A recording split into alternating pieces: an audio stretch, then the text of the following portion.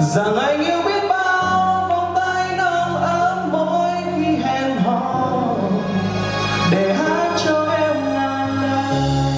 Yêu và yêu anh mãi mãi, Yêu và yêu sẽ lâu dài, và yêu mình anh, chỉ mình anh thôi, chẳng phải là một ai khác. yêu là đi cùng nhau đi suốt, yêu là không rời xa Đến trọn đời một đóa hương yêu ngọt ngào cho em gần lại bên anh.